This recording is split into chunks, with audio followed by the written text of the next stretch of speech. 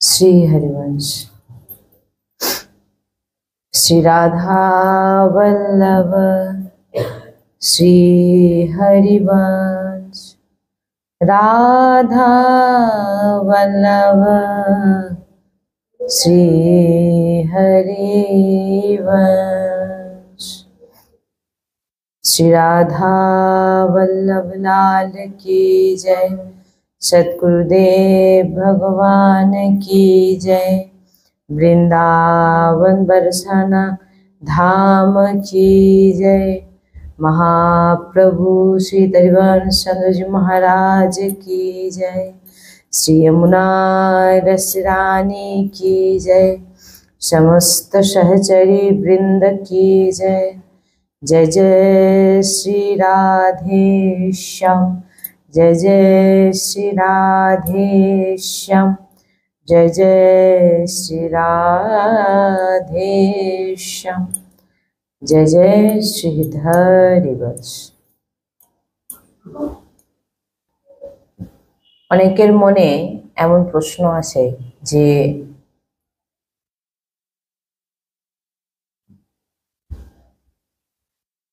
যা চাইছি তো ভগবান দিচ্ছে না, যা চাইছি তার বিরুদ্ধে দিচ্ছে। আমি ভগবানকে আর বিশ্বাস করি না, ভগবানকে আর মানি না।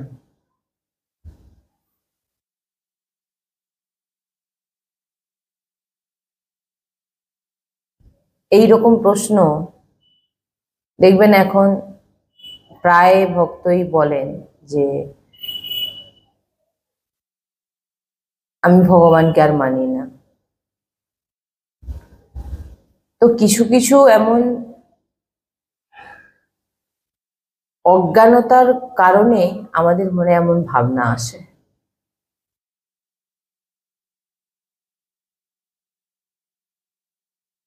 আপনি নিজের জীবনের দিকে যখন দেখবেন, আপনি যতটা দুঃখ পাচ্ছেন ততটা সুখও পাবেন, সমান সমান।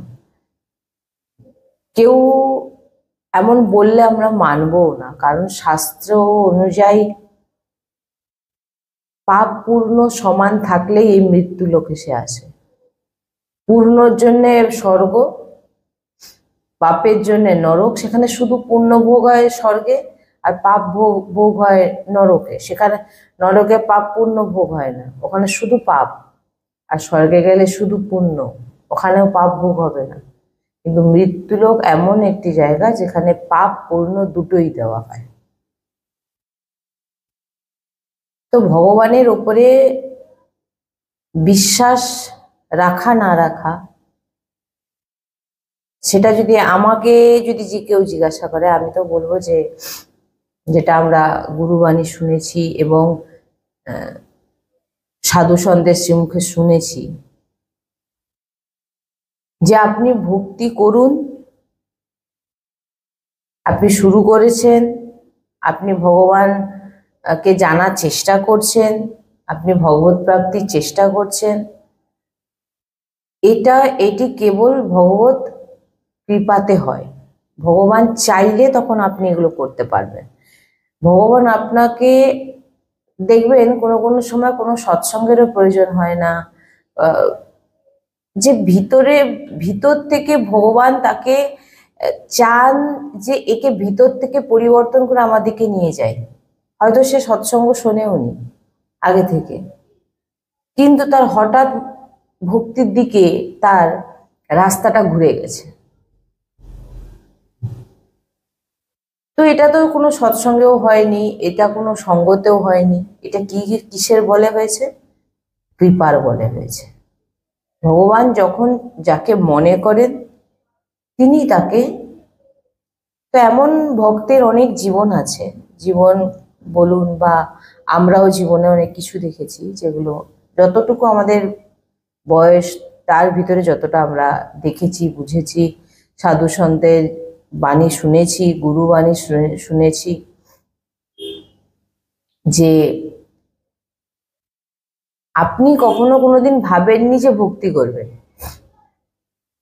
হয়তো একটা সময় আপনি কোনোদিন ভাবেননি ভক্তি করবেন, একটা সময় কোনোদিন আপনি ভক্তি সম্পর্কে জানতেনও না। কিন্তু আজকে আপনি জেনে গেছেন যে আমি ভক্তি করব, আমি ভগবত প্রাপ্তি করতে চাই, আমি আমার নিজের কল্যাণ করতে চাই। আজকে আপনার মনে হচ্ছে, কিন্তু আজ থেকে 1 বছর আগে বা 5 বছর আগে আপনার ভিতরে এই ভাবনা ছিলই না। কেন না? আপনি অজ্ঞান অবস্থাতে তখন ছিলেন, আপনার ভিতরে কোনো জ্ঞান ছিল না, কারণ এগুলো আমরা অন্ধকারে ছিলাম তখন। আর এই যে জ্ঞানের আলো প্রকাশ যিনি করেন, তিনি যে স্বয়ং প্রভু, তিনি আপনার রাস্তা থেকে মুড়ে দেবে, ঘুরিয়ে দেবে এবং আপনাকে কোনো সাধু সন্তের চরণাশ্রিত করিয়ে দেবে। এবারে আপনি সৎসঙ্গ পাবেন, কিন্তু আপনার ভিতরে তো আগে জিনিসটা ছিল না, আজকে কেন হলো? কি বললাম? আপনি কিন্তু একই মানুষ। এই জন্মেই আপনি আগে কত খারাপ খারাপ, হয়তো আপনি এখন ভাবছেন যে আমি আগে কি কাজ করেছি, কত খারাপ খারাপ কাজ করেছি। আজকে কিন্তু আপনি বুঝতে পারছেন আপনার ভুলগুলো। 1 মাস পরে আপনি কেমন হয়ে গেছেন, বা 1 বছর ধরুন, যে 1 বছর আগে আপনি কত খারাপ কাজ করেছেন, কত খারাপ ভেবেছেন, খারাপ চিন্তা করেছেন, কিন্তু আপনি 1 বছর পর টোটালি চেঞ্জ হয়ে গেছেন। আর টোটাল চেঞ্জ হওয়ার পর আপনি যখন ভাবছেন যে আমি 1 বছর আগে যা যা কাজগুলো করেছিলাম ওগুলো কিন্তু খুবই খারাপ কাজ করেছি আমি, কিন্তু তখন আপনি সেটা বুঝতে পারেননি, কিন্তু আজ বুঝতে পারছেন। কেন? এটা হচ্ছে কৃপার প্রভাব। তখন আপনার ভিতরে সেই অন্ধকার হয়েছিল আপনার ভিতর, কিন্তু আজকে সেটা ভগবান প্রকাশ করে দিয়েছেন, যার জন্য আপনি অন্ধকারটাকে বুঝতে পারছেন। তো এমন এমন স্থিতি মানুষের জীবনে এসে যায় যে কিছু কিছু জিনিস সে প্রাপ্তির জন্য এত ছোটে যে সেই জিনিসটার কাছে পৌঁছাতে পৌঁছাতে যাওয়া মাত্রই তাকে কিন্তু তার কর্ম অনুযায়ী তাকে কিন্তু সেই জায়গা থেকে তাকে সরিয়ে দেওয়া হয়। তখন সেই ব্যক্তি কি হয়, যখন সে পেল না সেই জিনিসটাকে, যে জিনিসটাকে চাইছিল, সবার প্রথম ঝগড়া কিন্তু সে কিন্তু অন্য কারোর সঙ্গে করে না, সে কিন্তু ভগবানের সঙ্গেই করে। যত আপনি অভক্ত বলুন, পাপী বলুন, দুরাচারী বলুন, সে যদি চুরি করতে গিয়ে যদি চুরি ঠিকঠাক করতে না পারলো, ফিরে এসে সে কিন্তু আগে বলে, ভগবান তুমি আমাকে এটা করালে না, যদি এটা করাতে তাহলে আমার ভালোই চলতো। সে যতই পাপী হোক তার ভিতরে কিন্তু এটা আসবেই। আর প্রত্যেকের ভিতরেই ভগবান বিরাজমান, প্রত্যেকের একই পঞ্চভূত দিয়ে শরীর তৈরি, কারণ শুধু কৃপার প্রয়োজন।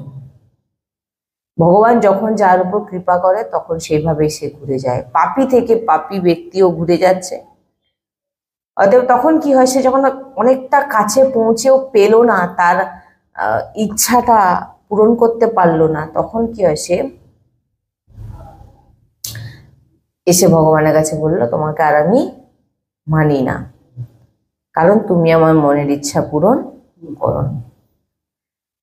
এরকম অনেক জিনিস আমরা দেখেছি যে এমন এমন পরিস্থিতি এসেছে, যে পরিস্থিতিতে আমরা ভাবিও নি যে এই জিনিস ঘটে যাবে, কিন্তু ঘটে গেছে।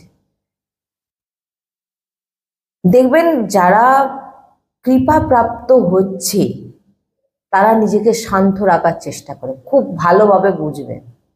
যারা কৃপা প্রাপ্ত করছে, মানে কৃপা তার উপর হচ্ছে, শুরু হয়েছে, বা ভগবান তাকে ভক্তির দিকে ঘোরানোর চেষ্টা করছেন, তখন কিন্তু আপনাকে যে কোনো পরিস্থিতিতে ভগবান আপনাকে শান্ত রাখবে। আপনি নিজেকে কখনোই শান্ত রাখতে পারবেন না যদি ভগবান না চায়, আপনি পারবেন না। আপনি হয়তো এমন জিনিস পেতে পেতে আপনি যখন পেলেন না জিনিসটাকে, কেউ অনেক বড় আর্টিস্ট হতে চাইছে, কেউ অনেক বড় পদাধিকারী হতে চাইছে, কেউ অনেক বড় নেতা হতে চাইছে, কেউ অনেক বড়, তার লক্ষ্যটা অনেক বড় কিছু হওয়ার ছিল, কিন্তু সে মার্গে পৌঁছাতে পৌঁছাতে সে যে কোনো উপায় কিন্তু তার জীবনে খুব খারাপ পরিস্থিতি ঘটে গেছে। এবারে সে কিন্তু তখন ডিপ্রেশনে চলে যাওয়ার কথা, যে ভগবানের সঙ্গে তো যা হওয়ার বলছে ভগবানকে, সে তো বলছে, কিন্তু যখন সে দেখছে যে আমার জীবনে তো আর কিচ্ছু এলো না, তাহলে আমি ছোট থেকেই একটা নিয়েছিলাম যে আমি এই জিনিসটা করব বা আমি এই অবধি যাব, তার জন্য আমি অনেক পরিশ্রম করার পরেও যখন পেলাম না, তখন ভগবানের উপর তার ক্রোধিত হচ্ছে এবং সে সবার প্রথম ক্ষতি নিজের করতে চাইছে, যে ডিপ্রেশনে চলে যাচ্ছে, কারোর সঙ্গে কথা বলছে না, মিশছে না। হ্যাঁ, তো হ্যাঁ, ধীরে ধীরে সে নিজেকে শেষ করার দিকে চলে যায়, শান্ত থাকতে পারে না। কিন্তু যখন ভগবত কৃপা হয়ে যায়, সে যত বড় বিঘ্ন আসুক না কেন, সে বুঝতে পারছে যে অনেক বড় বিঘ্ন এসছে, ভগবানের দিকেও কিন্তু সে নেই, পুজোও করছে না, সে ভগবানের প্রতি বিশ্বাসও নেই, কিন্তু একটা অন্যরকম শান্ত ভাব থাকে তার ভিতরে, যে ওই পরিস্থিতির মধ্যে সে নিজেকে একদম শান্ত রাখা, মানে কোনো রকম বিচলিত, কোনো রকম ব্যস্ত হওয়া, মানে নিজেকে যে আমার কেন হয়ে গেল এরকম, আমার কি হবে, আমি এবারে বাঁচবো কি করে, আমার এই জিনিসটা তার ভিতরে কিন্তু থাকবে না। হ্যাঁ, সে চিন্তা করছে, কিন্তু সেই চিন্তার সময়টাতে সে নিজেকে শান্ত রেখেছে, মানে একদম হয়ে গেছে, যখন হয় না যে এমন কিছু হয়েছে, শকটা লেগে যায়, একদম সে আর কথাও বলে না, চুপচাপ থাকে, মানে একদম শান্ত একেবারে হয়ে যায়, যার প্রতি ভগবত কৃপা হয়ে যায়। সে কিন্তু এখনো ভক্তি মার্গে এগোয়নি, কিন্তু সে নিজেকে এইভাবে এত বড় বাধার মধ্যে সে কিন্তু নিজেকে খুব স্থির ভাবে রাখতে পারছে। এটা কিন্তু কেবল ভগবত কৃপাতেই সম্ভব। এটা আমরা ভালোভাবে বুঝি, আমরা এটা ভালোভাবে বুঝি যে যখন জীবনে কিছু পরিস্থিতি এসে যায়, তখন কি হয়, আমরা কারো কাছে তো বলতে পারি না, বলতে কার কাছে চাইছি, যে যত অভক্তও হোক না কেন, সে কিন্তু ভগবানকেই বলতে চায়, ভগবানকেই গিয়ে বলে যে ভগবান তুমি আমাকে কেন এটা দিলে না, তুমি কেন আমাকে এত কাছে পৌঁছেও তুমি আমাকে কেন সরিয়ে দিলে।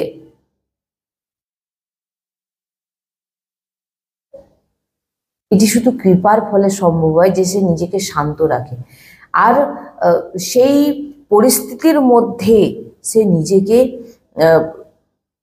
যে জায়গাটা হয়তো ও সুসাইড করবার মতো জায়গায় চলে গেছিল, সেই জায়গাটায় ও কিন্তু নিজেকে সামলে রাখছে।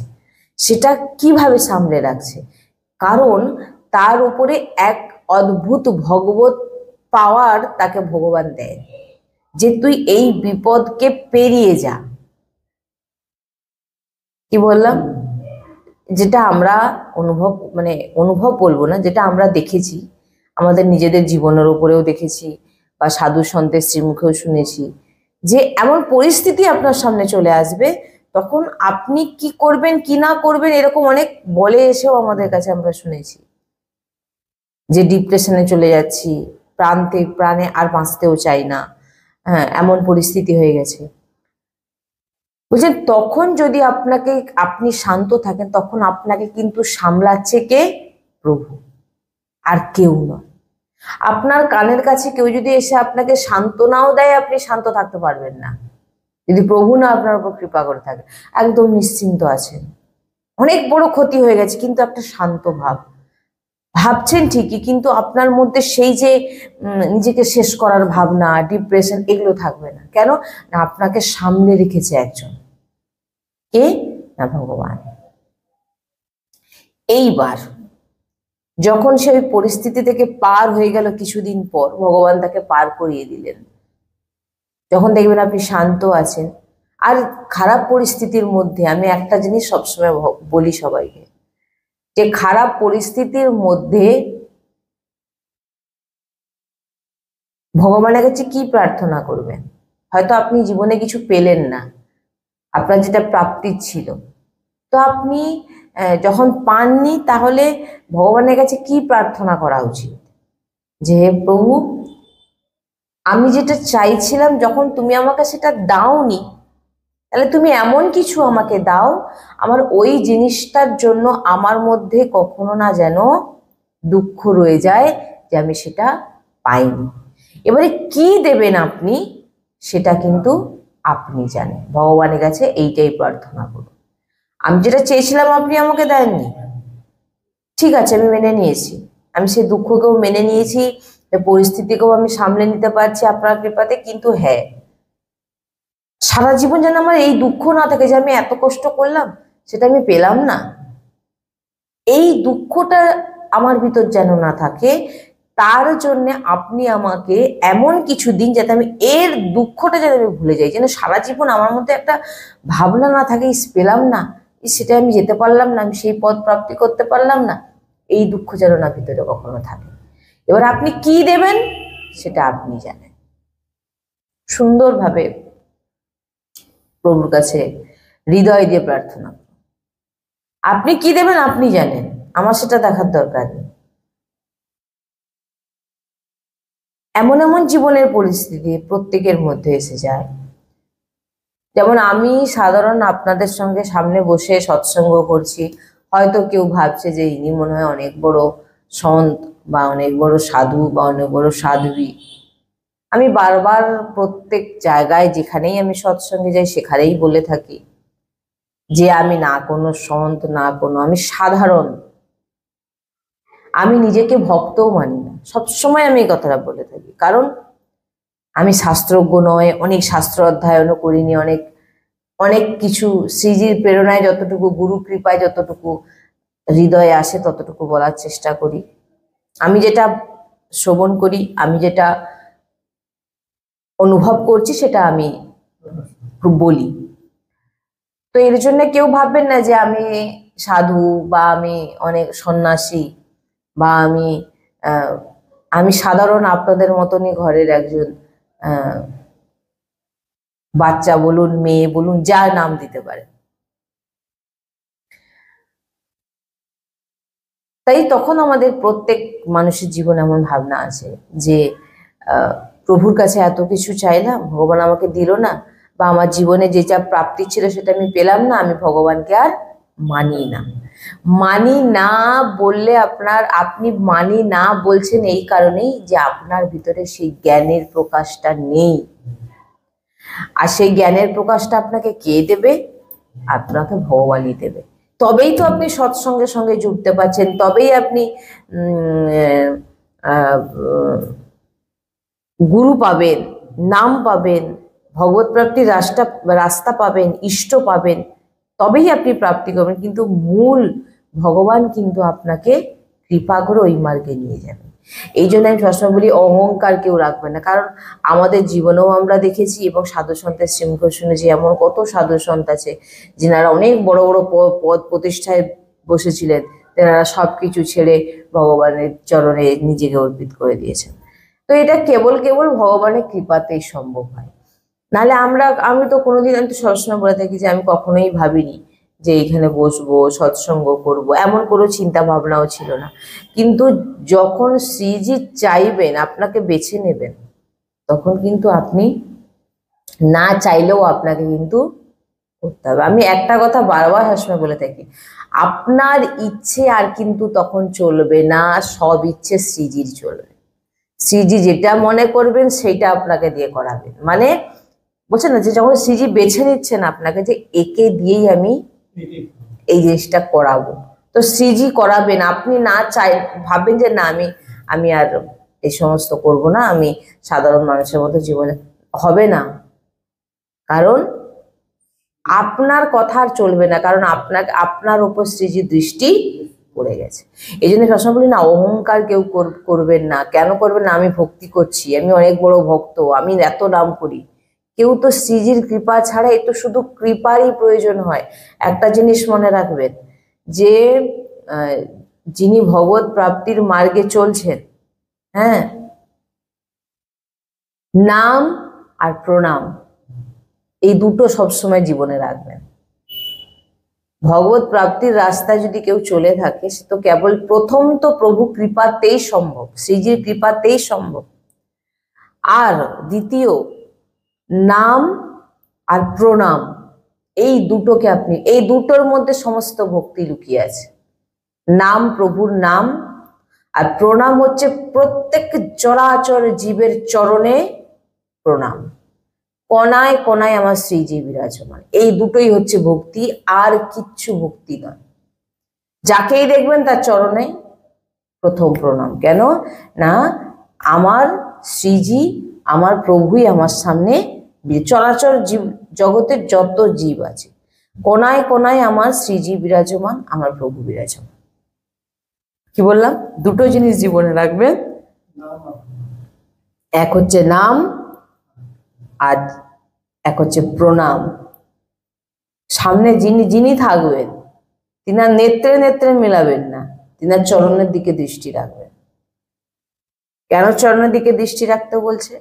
কারণ এই জায়গাটার মধ্যে অনেক কিছু ব্যাপার আছে, আমি তো অনেকবার এগুলো বলেছি। কখনো মায়া তার খেল খেলে দেবে কেউ বুঝতে পারবে না, কারণ মায়াও তো সেই ভগবানেরই পার্শ্বদ। মায়াও যতটা বলবান আর ভগবানও তত, ভগবানই পার্শ্বদ হচ্ছে মায়া। মায়াও প্রচন্ড পরিমাণে বলবান আর ভগবান সেই তিনারই অংশ মায়া। তো একই বলতে পারেন, প্রবল মায়ার। কারণ আপনি যত চান নিজেকে বলুন, আপনি বলছেন আমি ভক্ত, এটাও মায়া। আপনি বলছেন আমি নাম জপ করি, এটাও মায়া, জেনে নিন। আপনি বলছেন আমি ভগবানের এত সেবা করি, আমার উপর ভগবানের প্রচুর কৃপা, এটাও মায়া। আপনি মায়ায় ফেসে আছেন। আমি ভগবানের এই কাজটা করি, এটাও মায়া। কেন বলছেন কেন এই কথাটা বলছে? অহংকার না, মায়া মানে কি? আপনি তাহলে এখন অব্দি কিছু বোঝেনই। কারণ এই মায়ার খেল থেকে আপনি কোনোদিন নিজে থেকে বেরোতে পারবেন না, কারণ এই মায়া হচ্ছে প্রভুই। কি বলছেন? এই মায়া ভগবান স্বয়ং নিজেই। তো আপনি তিনাকে কি হারাবেন একমালা জপ করে? একমালা জপ করে কি করে মায়াকে আপনি হারাতে পারবেন? যেহেতু কেবল কৃপা ছাড়া কখনো সম্ভব নয় আপনি মায়া থেকে দূরে সরতে পারেন, কোনোদিন পারবেন না সরতে। আজও আপনার ভিতরে দেখুন অহংকার আছে, আমার শরীরকে ঠিক রাখতে হবে, আমি প্রতিদিন ভোরবেলা উঠি। দেখুন না আপনি, আমার প্রতিদিন এতটা পাঠ অলরেডি হয়ে যায়, এও মায়া। আপনি যে বলছেন আমি নাম জপ করি এত, নাহলে আমি জলস্পর্শ করি না, এটা মায়া। আমি প্রতিদিন এই সেবা করি, এটাও মায়া। আমি এই পাঠ করি, এটাও কিন্তু মায়া। কারণ কৃপা ছাড়া কোনোদিন আপনি মায়া থেকে দূরে সরতে পারবেন না, আপনি চাইলেও কোনোদিন পারবেন না, এটা একদম লিখে নিন। কি বলছি বুঝতে পারছেন জিনিসটা? প্রথম হচ্ছে নাম, দ্বিতীয় হচ্ছে প্রণাম। এছাড়া এর ভিতরে আর কিছু নেই, এর ভিতরে আর কিছু নেই, দুটো জিনিস ছাড়া কিছু নেই। আপনি যদি এর মধ্যে আরো কিছু প্রবেশ করতে চান তাহলে মায়া হয়ে যাবে। নাম নিন আর যাকে দেখবেন প্রণাম করুন, তার মধ্যে শ্রীজিকে দর্শন করুন। আর এই দুটো জিনিস ছাড়া আর যদি ভিতরে কিছু আসছে নিজেকে প্রকাশ করার, তাহলে জেনে নিন এটা মায়া। আমি ভক্ত, বেশ নিচ্ছে, মুখে বলছে, অনুভব জানাচ্ছে, এসব মায়া। ভক্তিকে বোঝার বিষয় আছে। ভক্তি হচ্ছে কৃপা। আপনি কৃপাতে আপনি ভক্তি মার্গে আসতে পারবেন, আপনার বলে আপনি কোনোদিন আসতে পারবেন না, কারণ আপনার এত সামর্থ্য নেই। যেখানে ব্রহ্মার সামর্থ্য নেই, আপনি তো ব্রহ্মার সৃষ্টি মানুষ, আপনার কিভাবে সামর্থ্য আসবে যে আপনি মায়াকে হারিয়ে দেবেন? মায়াকে স্বয়ং প্রভু, ভগবানেরই ভগবান পার্শ্বদ, ভগবানই তিনি স্বয়ং, তিনি তাহলে এমন প্রবল মায়াকে আপনি কি করে হারাতে পারেন? বুঝতে পারছেন কথাগুলো? ভগবানকে মানি না সেটা আপনি বলতে পারেন 100 বার, কিন্তু ভগবান যখন আপনাকে একবার স্বীকার করে নেবেন, আপনাকে মানিয়েই ছাড়বেন। আপনাকে গুরু প্রাপ্তি করাবে কি? লাডলি প্রাপ্তি করাবে প্রভু ভগবান স্বয়ং শ্রীকৃষ্ণ, লাডলি লাল প্রাপ্তি করাবে গুরুকে। তাহলে আপনি গুরুজিকে পাবেন কি করে? কারণ আপনি তো অজ্ঞানী, আপনি তো ভগবানকেও মানছেন না, এখন বলছেন ভগবানকেই মানছেন না, কিন্তু 1 মাস পরে আপনার কি স্থিতি করবে আপনি সেটাও জানেন না, যে আপনি কতটা ডিপ ভক্তিতে চলে যাবেন। কারণ এগুলো ভগবান যখন যাকে বেছে নেয় তখন সে কিন্তু সেইভাবেই ভক্তি মার্গে এগোয়। ওই জন্য আমি সবসময় নিজেকে সামনে রাখি, যে আমি যখন এই জায়গায় বসি, কারণ এই জায়গায় আমি সবসময় মনে করি আমার গুরুজি বিরাজমান, দেহরূপে আমি আছি বলেন কিন্তু গুরুজি। এই কারণেই বলেন, কারণ আমার কোনো সামর্থ্য নেই যে এই জিহ্বা দিয়ে আমি প্রভুর গান করতে পারবো বা শ্রীজির গান করতে পারবো, শুধু গুরু ছাড়া আর কেউ পারবে না। তো এই কারণে এখান থেকে যেটাই বলে, কারণ যদি আমি দেখি যে আমি আজকে এই যে চর্চা করছি বা আপনাদের এই যে বলছি, এগুলো কিন্তু আমি নিজের বলে কিছু বলতে পারি না। আমি কোনোদিন মানে এমন কিছু ভাবনাও করিনি বা চিন্তাও করিনি, কিন্তু হট করে দেখুন জীবনে পরিবর্তন এসে যাচ্ছে যে আমি ভক্তি করব। এটা তো শুধু প্রভুর কৃপাতে হচ্ছে না, এটা তো আমি করতে পারছি না। যেমন আমি আমার জীবনকেও যখন রাখি, যে আমি তো কখন ভাবিনি যে এরকম রাধারানী নাম, রাধারানী চর্চার থেকে বড় কথা যে রাধা নামের সম্পর্কে যে এত গভীর তত্ত্ব, এটা তো আমি কোনোদিন বুঝতেও পারিনি। কি বলছি বুঝতে পেরেছেন তো? শ্রীজি আপনাকে আকর্ষণ করেছে, তবেই আপনি শ্রীজির কাছে যেতে পারছেন, তিনার নাম করতে পারছেন, তিনার সহচরীর সঙ্গে। অথচ গুরু হচ্ছে শ্রীজির সহচরী, স্বয়ং সাক্ষাৎ শ্রীজি গুরু। তো তিনাকে যখন তিনার দর্শন, তিনার সাক্ষাৎ, তিনার কৃপা, তিনার বাণী যখন মানতে পারছেন, তাহলে এটা তো আপনাকে টানছেন শ্রীজি, আপনি যেতে পারবেন না কোনোদিন। নিজের জীবনের ডায়েরিটা একবার খুলবেন, প্রথম থেকে দেখবেন আপনি কি কি করেছেন। আর এখন ভক্তিতে আসার জন্য আপনার কোনো ভিতর থেকে কোনো ভাবনা ছিল নাকি? পুরো ডায়েরিটা খুলে একবার পড়ে নিজের ডায়েরিতে সারা জীবন কি করেছেন একবার দেখবেন, তখন বুঝতে পারবেন যে এই যে ভক্তির অহংকার লোক দেখায় না, তো নিজেকে সাধু মানছে, নিজেকে বড় ভক্ত মানছে, নিজেকে ভাবছে না আমি অমুক করি, আমি বলছেন ভাই তুমি এখনো কিসের মধ্যে ফেসে আছো? না মায়াতে ফেসে আছো। অন্যের দোষ গুণ ধরছো, তো এখনো তুমি মায়াতে। হ্যাঁ ভালোই, তোমার অনেক অর্থ থাকতে পারে, তুমি কোটিপতি হতে পারো, কিন্তু তুমি সব থেকে বড় বেচারা। কেন? না তুমি এখনো মায়াতেই ফেসে আছো। আর যখন আপনি বুঝে গেলেন যে আপনাকে বোঝানো হলো জ্ঞান, সেই ভগবান, সেই কৃপা, নালে শ্রীমদ ভাগবতে আছে যে যখন ধ্রুব ওইটুকু বাচ্চা ছেলে, সে ভগবানকে দর্শন করার পর সে কি স্তুতি করবে, সে কিছুই জানে না। ভগবান তাকে শঙ্খ স্পর্শ করানো মাত্র সে ভগবানের স্তুতি করতে লাগে। তাহলে তার যে সে বলার মতনও তার কোনো ক্ষমতা নেই ভগবানকে দর্শন করে। জ্ঞান কে প্রদান করলেন? ভগবানই। অনেকে বলেন না যে এত অল্প সময় এত ছোট শিশু ভগবত দর্শন হয়ে গেল। আমরা এক সাধু সন্তের শ্রীমুখে শুনেছিলাম যে ধ্রুবকে স্বয়ং, ধ্রুবজি মহারাজকে স্বয়ং ভগবান দর্শন দিতে আসেনি, দর্শন করতে এসেছিলেন, যে এত ছোট শিশু সে কিভাবে ভজন করছে। প্রভু স্বয়ং দর্শন করতে এসেছিলেন, তিনাকে সমস্ত জ্ঞান প্রাপ্তি করিয়ে দিলেন। এগুলো কি যদি কেউ ভাবে যে এগুলো কেউ কখনো সাধারণ নিজে কি কেউ করতে পারে এসব জিনিসকে? ওই যখন আমি বললাম না, যখন দেখবেন আপনি নিজেকে যে কোনো পরিস্থিতিতে শান্ত পাচ্ছেন, স্থির পাচ্ছেন, খুব বড় বড় ঝামেলার মধ্যেও নিজেকে একদম সাধারণ নিজের ভিতরকে যেন একটা হালকা অনুভব করছেন, যেন আপনাকে কেউ শান্ত করিয়ে রেখেছে, বুঝতে পারবেন যে জিনিসটা হয়তো যে জিনিসটা আপনার জীবনে ঘটে গেছে, অনেক বড় খারাপ জিনিস ঘটে গেছে। তো আপনি যখন জানতে পেরে গেলেন, আপনার তখন উচিত কি হয়, আমি নিজেকে শেষ করে দিই, না হলে কিছু একটা তো করি। কিন্তু সেই জায়গা থেকে আপনি যখন, তো সেটা তো অন্য কিছু একটা কাজ করছে না, আপনি তো সে জায়গায় নেই। কারণ আপনি থাকলে আপনার ডিসিশনটা কিন্তু অন্য হতো। বুঝতে পারছেন? তাই ভগবানকে মানা কি মানি না সেটা আপনার হাতে কিছু নেই। ভগবান যখন চাইবেন তখন আপনাকে সেটা মানতে বাধ্য। বুঝছেন? এমন এমন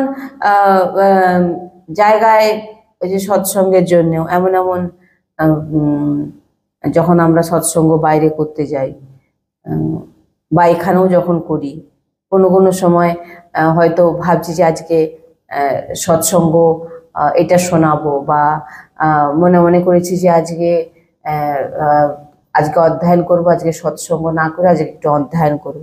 কিন্তু শ্রীজি যখন যেদিন মনে করবেন, তিনি যে কোনো উপায়ে তিনি কিন্তু তিনি সেই যেটা তিনি মনে করবেন যে এই জিনিসটা আজকে আমি শোনাবো, গুরুজি মনে করবেন যে এই জিনিসটা আজকে এখানে শোনানো হবে, তো সেটা এখানে হবেই, না চাইলেও হবে।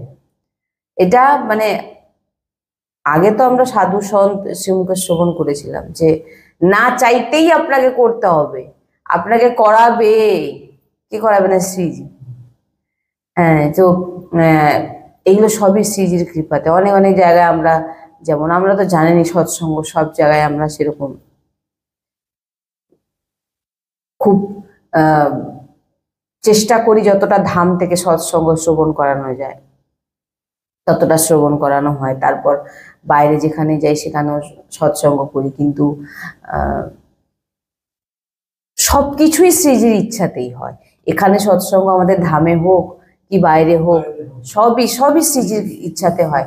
মানে আমি এটা দেখেছি যে এটা আমি অনুভব বলবো না, কারণ অনুভব বলতে গেলে তখন এটা অহংকারের দিকে চলে যায়।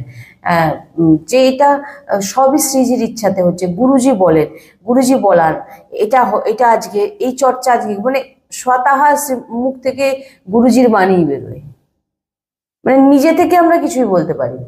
ওই যে বলছি না যে নিজের জীবনের ডায়েরিটা খুলে একবার দেখবেন যে আপনি কি কি করেছেন আর এখন কি করছেন। যেমন কি হয়, ছোট বাচ্চাকে যখন আপনি একটা খেলনা দেবেন, সেই ছোট বাচ্চা যখন খেলে, বড় হওয়ার পর যখন ওই খেলনাটা আপনি দেখাবেন, সে বাচ্চাটা কি করে? ওই খেলনাটা থেকে কি করে? খেলে না হাসে?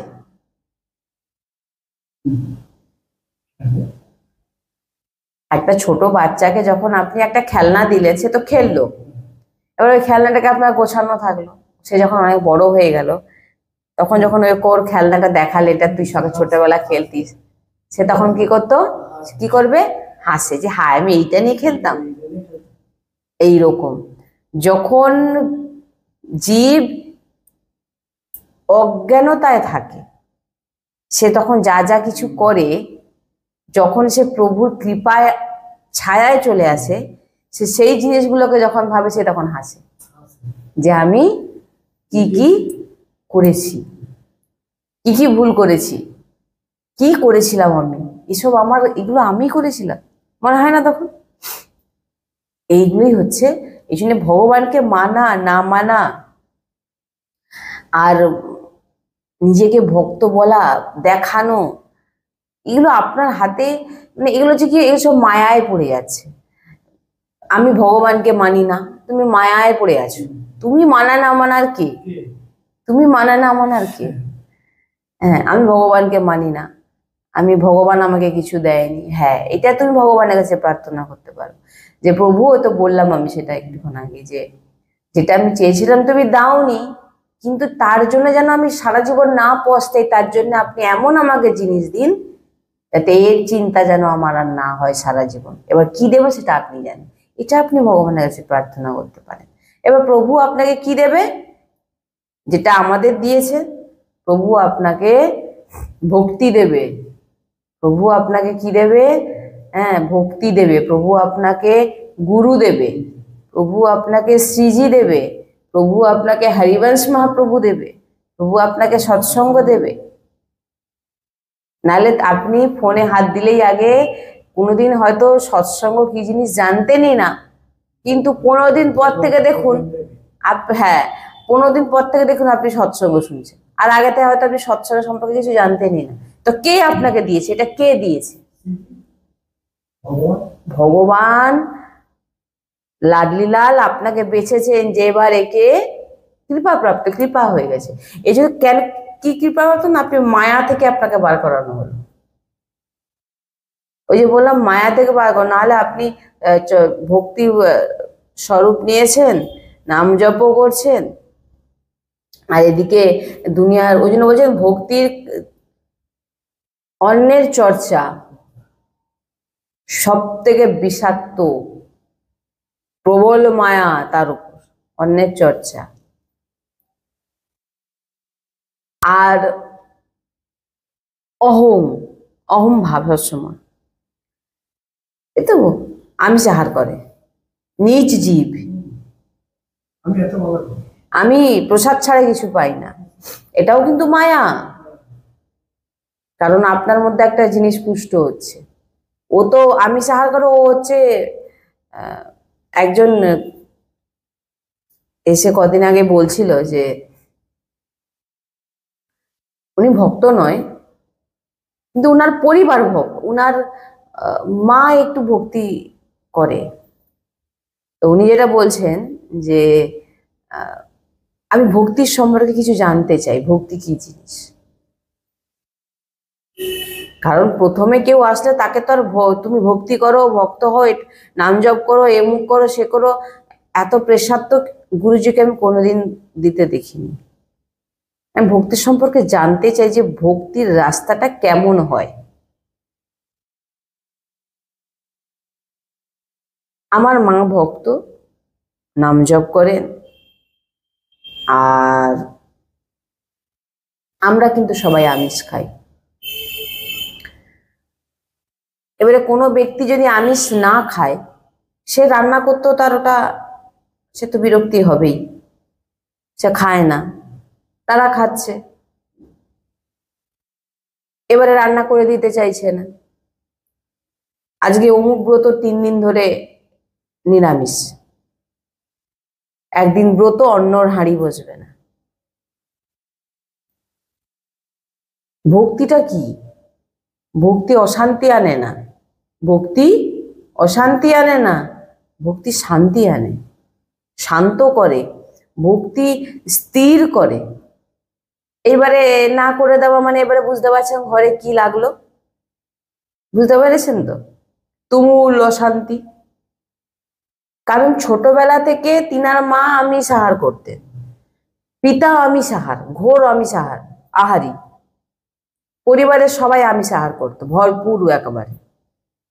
এবারে আজকে যে কোনো প্রকারে তিনি যে কোনো সম্প্রদায়ের সঙ্গে জুড়েছেন, জোড়ার পর তিনি কি করেছেন, পরিবারে চেষ্টা করছেন আমার এটা নাম জপের সময় আমাকে কেউ এখন ডিস্টার্ব করবে না, যেগুলো আমাদের বলছে এসে। ভক্তির সম্পর্কে কিছু জানেই না, যে ভক্তি কাকে বলে, ভক্তি এগুলোকে বলে না। ভক্তি অন্যকে জোরপূর্বক পরিবর্তন করানো যায় না। কি বললাম? নিজেকে পরিবর্তন করো। ভাই তুমি যখন বিবাহ করেছো, তোমার পুত্র, তোমার কন্যা, তোমার সন্তানদেরকে তুমি ছোটবেলা থেকে আমিষ আহার করিয়ে বড় করিয়েছো। আজকে সেই ধরুন 20, 22, 25, 30 বছরের, 35 বছরের ছেলেকে যদি আপনি এবারে বলেন যে তোমাকে আমি আর রান্না করে দিতে পারবো না, তোমাকে নিরামিষ খেতে হবে, সে থোড়ি তোমার কথা শুনবে? শুনবে? আপনার কথা শুনবে? এবারে কি হবে? ঘরে অশান্তি, মারপিট। এবারে যে করে দিচ্ছে না, যে পুরো পরিবারকে পরিবারকে আপনি ভক্ত বানাতে পারেন, আপনার সামর্থ্য আছে, সেটা আপনার ভজন বলে। আপনি কাউকে বুঝতেই দেবেন না যে আপনি আপনি ভক্তি করছেন। স্বামী অশান্তি হচ্ছে, ছেলে অশান্তি করছে, বাড়ির যে সন্তান তিনারা অশান্তি করছে, কারণ ছোটবেলা থেকে তিনারা সে পরিবেশ পায়নি। বুঝুন জিনিসটা, গুরুজি এটা তো একদম স্পষ্ট বলেন। কারণ আমরা তো যেটা গুরুজির শ্রীমুখে শুনে সেটাই বলি। গুরুজি স্পষ্ট বলছেন যে তুমি যখন বিবাহ জীবন তুমি বেছে নিয়েছো, গৃহস্থ জীবন বেছে নিয়েছো, এবং তুমি নিজেও যখন আমিষ আহার করতে, তুমি সেইভাবে সন্তানদেরকেও বড় করেছো। হ্যাঁ, তোমার সন্তান থেকে দূরে যাওয়ার সময় টাইম আছে, সেটা হচ্ছে কখন? যখন সন্তানদের বিবাহ হয়ে যাবে, এরপরে তুমি কিন্তু সেটা তুমি নিজেকে আলাদা করে তুমি রাখতে পারো। কিন্তু যেহেতু আবার স্বামীও আছে, কি বললাম, স্বামীও আছে, স্বামীও আমিষ আহার করে, বাচ্চাও আমিষ আহার করে, বাচ্চাদের বিবাহও হয়নি। এবার আমি এখন বলবো যে তারা বাইরের হাতেও, ছোটবেলা থেকে বাইরের হাতেও কারোর হাতে রান্না খেয়ে আসেনি। এবার আমি বলবো আমি আর রান্না করব না, আমি ভগবানের ভজন করব, আমি ভক্তি করব, আমি এবারে বলুন, সে নিজে না ভজন করতে পারছে, না পরিবারের শান্তিকে বজায় রাখতে পারছে। গুরুজি বলেছেন যে কোনো শিববিগ্রহ বিরাজমান করার দরকার নেই, কোনো রকম ভাবে কোনো ভক্তি প্রকট করার সামনে দেখানোর কোনো দরকার নেই। এমন পরিবেশে আপনার উপর কৃপা হয়ে গেছে, বুঝে নিন আমার উপর কৃপা হয়ে গেছে। এই সব যখন লঙ্কায় যদি বিভীষণ ভজন করতে পারে, তাহলে আমরা তো লঙ্কায় নেই। তারা যেটা চাইছে তাদের মতো করে আপনাকে দিতে হবে, একদম জেনে নিন, তাদের মতো করে আপনাকে কিন্তু সবকিছু করে দিতে হবে। আপনি লুকিয়ে ভজন করবেন, কেউ যেন না জানতেও পারে যে আপনি ভক্তি মার্গে আছেন। কিন্তু আপনি দিন রাত ভগবত, কিন্তু আপনি কি করছেন, আমি এখন মালা জপ করছি, আমাকে কেউ ডিস্টার্ব করবে না। এবার তারা বলে থোড়ি এটা ভক্তি নাকি, তো ভণ্ডামি হচ্ছে। এইবারে তারা কি হচ্ছে, ভক্তির প্রতি তাদের একটা ঘৃণা চলে আসছে, যেটা বলছে সামনে বসে, আমরা ভক্তিকে এখন ঘৃণা করছি। যে ভক্তি এমন করে যে কারোকে জোরপূর্বক, এতে তো ভক্তি বাড়বে না, এতে ভক্তি আরো আপনার নষ্ট হচ্ছে। কেন নষ্ট হচ্ছে? কারণ আপনার সঙ্গে যখন তার অশান্তি হচ্ছে, আপনি যখন মালা জপ করুন আর আপনি যা করুন, আপনার মধ্যে কিন্তু সেটাই ঘুরবে। আমার কাছে এই কথা বলবো, আমি মালা জপ করছি বলে আমাকে এই কথা বললো, এই কথা বললো, বা আমাকে করতে দিচ্ছে না, বা আমাকে ভগবানের চিন্তা কিন্তু আর আসছে না, তখন সেই জিনিসের চিন্তাই কিন্তু ঘটছে। আপনি এর কোনোদিন সমাধান বার করতে পারবেন না। অতএব গুরুজি বলেছেন যে আপনি যখন সংসার করেছেন, স্বামী আছে, পুত্র আছে, তাদেরকে আপনাকে কিন্তু সবকিছুই করে দিতে হবে। আপনি নিজের জন্যে, আপনাকে তো কোনো, তারা এসে আমাকে বলছে আমরা আলাদা ওভেন থেকে শুরু করে বাসন সব আলাদা করে দিয়েছি, কিন্তু আমাদের বেলা কেন রান্না হবে না? এবারে বলুন, দিন রাত অশান্তি। ভাই ভক্তিকে এইভাবে সামনে আনার কোনো প্রয়োজন নেই, এটা ভক্তি নয়, এটা মায়া। কি বলছি বুঝতে পেরেছেন? জোরপূর্বক আপনি কাউকে ভক্ত করতে পারবেন না যতক্ষণ না ভগবান না চাইছে। হ্যাঁ, আপনি করতে পারবেন কখন? আপনার ভজনের প্রতাপে ভগবানকে বাধ্য তাদেরকে করবে। আপনি যদি দিন রাত ভগবতের নাম, তার আপনি আপনি তাদের যা কিছুই রান্না করে দিন না কেন, আপনি হৃদয় দিয়ে ভাবছেন আমি আমার প্রভুকে সন্তুষ্ট করছি। কি করছি? আমি আমার ভগবানকে আমি সন্তুষ্ট করছি। ওই জন্য কি বললাম, নাম আর প্রণাম। আপনি কেন ভাবছেন আমি স্বামীর সেবা করছি, বাচ্চার সেবা করছি? আপনি ভাবুন আমি আমার প্রভুর সেবা করছি, এটা ভাবছেন না কেন?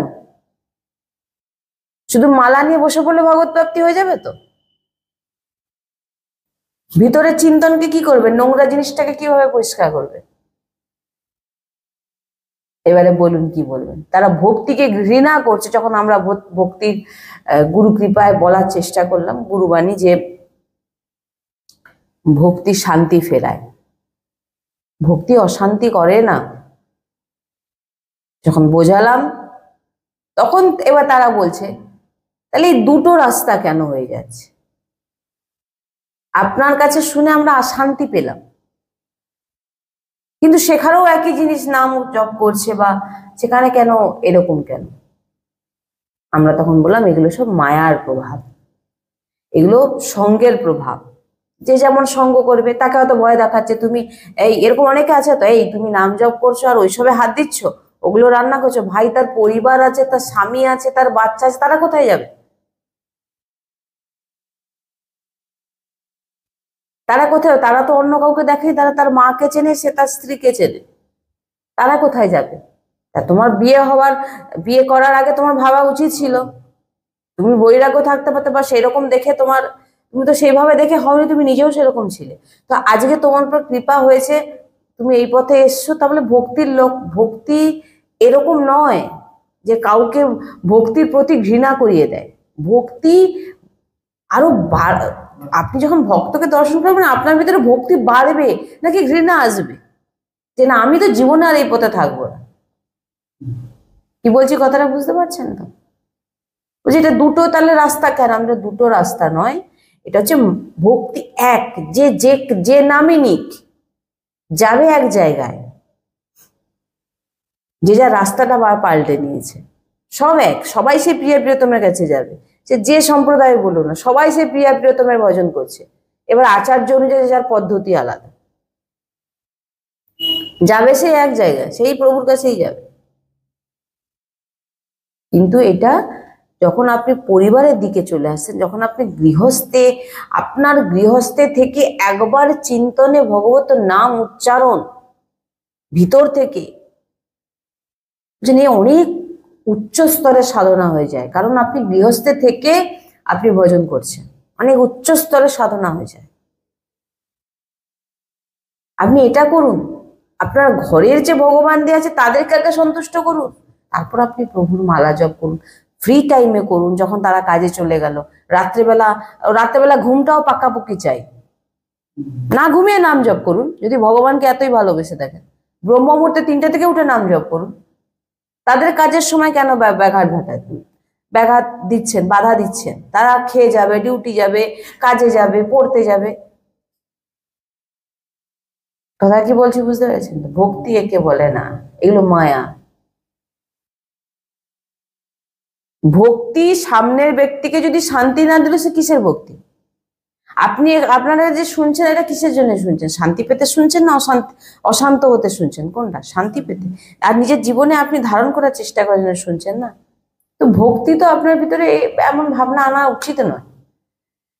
ওই জন্য বলে যে সঙ্গ,